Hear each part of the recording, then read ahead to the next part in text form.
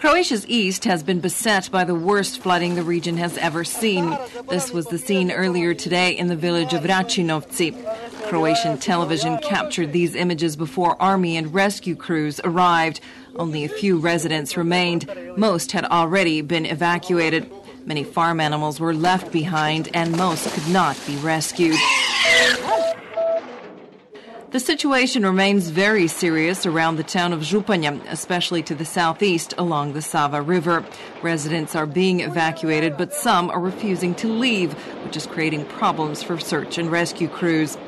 The county crisis center has decreed that all residents must be evacuated forcibly if necessary. Water authority teams are working to channel the excess water towards an uninhabited forest area nearby. A state of emergency is still in effect for Brod Posavina County. Crews and volunteers are busy stacking sandbags. Levees around Slavonski Brod are leaking in several places, and the question is if they will hold up until waters fall to manageable levels.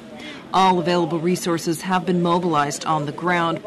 Prime Minister Zoran Milanovic toured the area today. He said he would demand a full report on why a dike constructed only 4 years ago gave way further east in the village of Rajevo Selo. Around the country, people are gathering clothing, blankets, basic cosmetics, bottled water, and canned goods to help flood victims. The Red Cross and the Catholic charity Caritas are also accepting financial donations.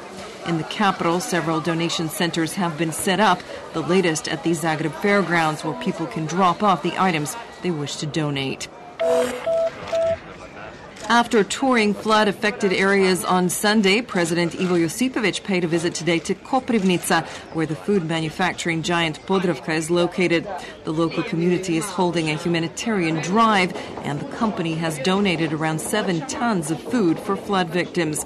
The president has appealed to the government to exempt donors from having to pay value-added tax on their donations.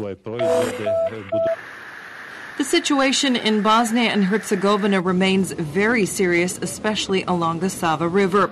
Authorities say that tens of thousands of people have been evacuated and that over 1 million people no longer have access to clean water.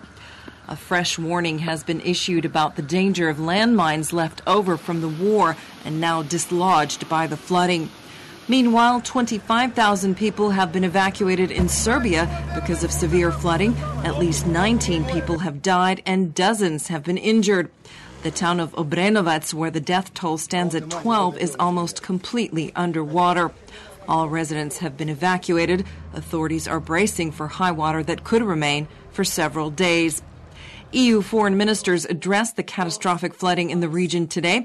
The European Commission has pledged to help Bosnia and Serbia, despite the fact that they are not yet EU member states. In sports, Croatia coach Niko Kovac has trimmed his 30-man provisional roster for the start of training in Austria ahead of the World Cup in Brazil. Ivo Iličević has been crossed off the list due to injury, while Luka Modric and Niko Kranjčar won't be able to attend training camp due to their respective team schedules. Kovac's squad is scheduled to gather in Zagreb on the 21st of May and head for Austria 2 days later. Tuesday's forecast calls for mostly sunny skies. There may be some lingering clouds and a chance of light rain in Dalmatia overnight and in Istria and Dalmatia in the afternoon. Moderate westerly and southwesterly winds are expected on the coast. Morning lows will range from 7 to 12 degrees Celsius inland and from 12 to 17 degrees on the Adriatic. The day's highs will be between 21 and 26 degrees.